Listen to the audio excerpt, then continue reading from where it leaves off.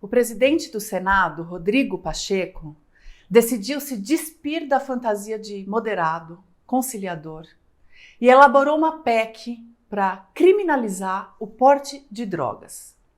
PEC é isso, proposta de emenda à Constituição. Na prática, o que ele está dizendo é o seguinte, que o Supremo pode até decidir descriminalizar o porte individual para consumo próprio, da maconha ou de outras drogas, entendendo que assim permite a Constituição. Mas o Congresso não só não vai seguir essa determinação, como vai legislar no sentido oposto, alterando a própria Constituição.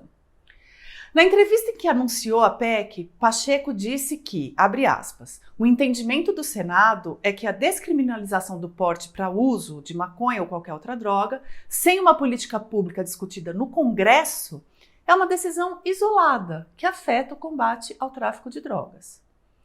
Olha, eu não vou sequer entrar muito a fundo no mérito da argumentação de Pacheco para criminalizar o usuário, e nem nos efeitos disso para o encarceramento em massa, em especial da população negra.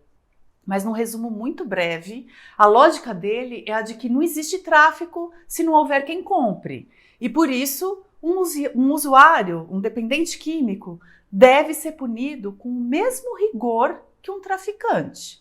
Que seria essa a vontade do Constituinte original.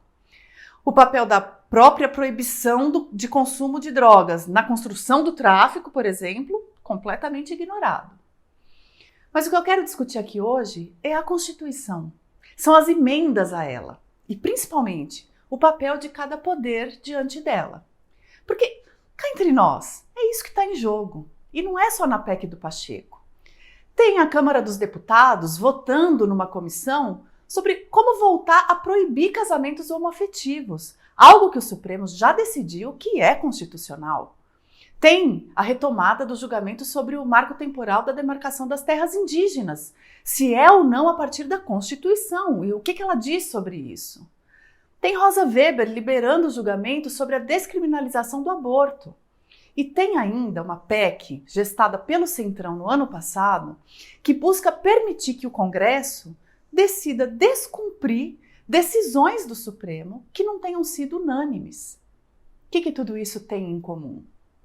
A interpretação da Constituição de 1988, que completa 35 anos daqui 2 semanas. E aí vem 2 questões.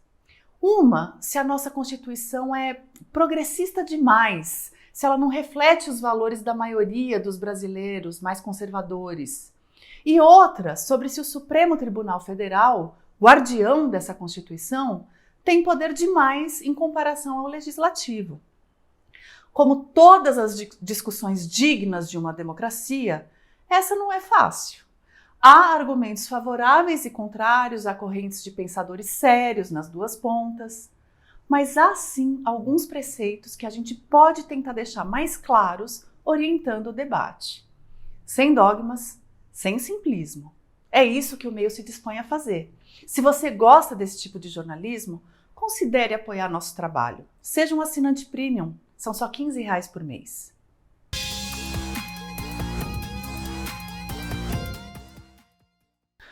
Quando o Brasil promulgou sua Constituição em 1988, a gente vinha de uma ditadura militar duríssima. Direitos fundamentais haviam sido suprimidos violentamente. A própria democracia havia sido suspensa. E foi nesse espírito que a Assembleia Constituinte se reuniu para definir os novos termos que guiariam a nação dali em diante. Isso quer dizer que somente forças progressistas ditaram esses termos? De jeito algum.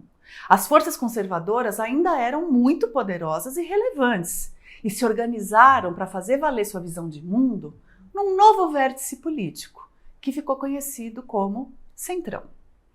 Ainda assim, alguns consensos foram possíveis. 2 deles são os pilares da Constituição. O primeiro, mais universal e humanista, é o artigo 5º dos direitos fundamentais do cidadão. É aquele que define que somos todos, eu, você, mulheres, homens, gays, trans, cis, negros, brancos, indígenas, evangélicos, ateus, nordestinos, sudestinos, qualquer brasileiro, nós somos iguais perante as leis. O outro é de que há separação de poderes no Brasil e que ao Supremo cabe ser o guardião da Constituição. Cabe ao Supremo decidir se uma lei é ou não constitucional. Vejam que não dá de forma alguma para acusar esses dois princípios de serem progressistas ou conservadores, de esquerda ou de direita. Pelo menos não dá para imaginar alguém na direita ou na esquerda defendendo abertamente que não exista igualdade de direitos. Então, o que se faz normalmente é buscar interpretar que direitos são esses. O direito à família é igual para todos? Então, vamos encontrar uma definição do que é família. É homem e mulher somente ou cabem outros modelos? O direito a decidir sobre o próprio corpo é de todo mundo? Certo, então vamos decidir em que momento um corpo passa a ser corpo? O feto tem vida? O uso de drogas é um direito individual de afetar a própria saúde? E por aí vai. É aí que começam a entrar em conflito as visões mais progressistas ou mais conservadoras de cada assunto. E isso divide mesmo as sociedades. É aí também que entra a política, no debate, na busca de consenso. Tudo isso é difícil, é trabalhoso, é custoso, mas é o que tem para hoje numa democracia. Agora, esse debate não se faz sem parâmetros, sem norte, sem um ponto de partida. Não. Esse norte, quem nos dá é a própria Constituição. E ela definiu claramente que quando há dúvidas sobre até onde ela alcança, quem vai dar a última palavra é o Supremo. Desde sempre, e não só no Brasil, discute-se o limite da ação das cortes constitucionais, principalmente em relação ao legislativo, que por sua vez representa o povo que elegeu seus membros. Pacheco e o autor da PEC do equilíbrio dos poderes, aquela que quer dar ao Congresso o poder de desobedecer decisões não unânimes do Supremo, argumentam que o Supremo tem legislado, tem praticamente definido leis no lugar dos parlamentares. Eles chamam isso de ativismo judicial. Não é difícil de antever que quem apoia essas PECs são, majoritariamente, líderes do centrão, de forças mais conservadoras mesmo. Mas não está aí o problema. Olha, eles são eleitos por partidos conservadores, por eleitores conservadores, eles têm a prerrogativa de tentar impor suas pautas, por mais conservadoras que elas sejam. O problema está em querer desvirtuar a Constituição. Ao mesmo tempo em que ela permite emendas, justamente porque os constituintes entendiam que ajustes seriam necessários com o passar do tempo, ela veda que se alterem suas cláusulas pétreas, suas bases. Pode parecer que eu estou andando em círculo, e eu estou mesmo, para a gente ver como esse texto da Constituição é uma coisa linda, que apresenta soluções claras para os conflitos de uma democracia. Adivinha duas dessas cláusulas pétreas? A garantia de direitos individuais e a separação entre os poderes. Se o legislativo está com a cara mais conservadora, com essa tendência, ele pode buscar avançar suas pautas, desde que não altere as bases da Constituição. Os parlamentares querem propor pautas mais conservadoras? Ok? Que eles mostrem na Constituição que elas não ferem os direitos individuais de cada um dos brasileiros. Cada um dos brasileiros. Se ferirem, o Supremo vai dizer que não pode. E não há PEC que possa subverter isso.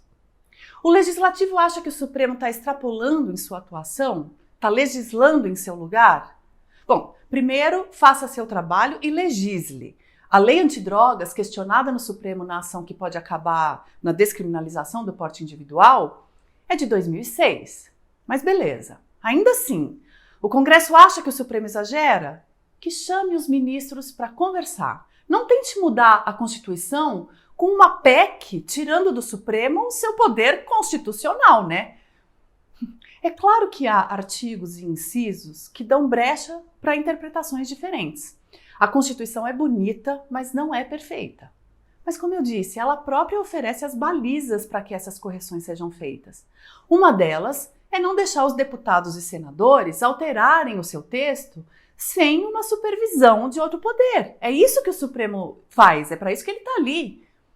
É para isso que os ministros do Supremo são escolhidos sem depender diretamente do voto popular. Eles são, sim, indicados por eleitos pelo povo, mas depois de chegar na corte, eles não podem estar suscetíveis às pressões populares e políticas, que são voláteis demais e, não raramente, inconstitucionais. Não está errado discutir se o Supremo extrapola suas funções. Faz parte da democracia, da política. Mas essas PECs, a das drogas, a do equilíbrio dos poderes, não discutem nada. Elas querem decretar que o Supremo errou e pronto, emendando a Constituição. Sabe o que muito provavelmente vai acontecer? O próprio Supremo vai dizer que as PECs são inválidas, inconstitucionais. E o que isso produz como efeito? Mais adversidade da sociedade com o Supremo. Nada de conciliação, nada de harmonia entre os poderes. É puro antagonismo. A política e o Congresso estão submetidos à lógica eleitoral. E essa, por sua vez, cada vez mais a lógica das redes sociais, dos gritos, do extremismo, da polarização. Interessa ao Centrão, neste momento, ser mais conservador. É isso que está dando mais voto. Rodrigo Pacheco é do PSD, partido declaradamente nem de esquerda nem de direita, justamente para se moldar à força eleitoral do momento. A Constituição paira sobre essa volatilidade, com princípios, não só do que somos, também do que queremos ser. A nossa Carta Magna orientou que somos um país que preza pela dignidade humana, está lá no artigo 1º. Os ventos políticos podem mudar, esse norte não muda, e ele não é nem de direita e nem de esquerda.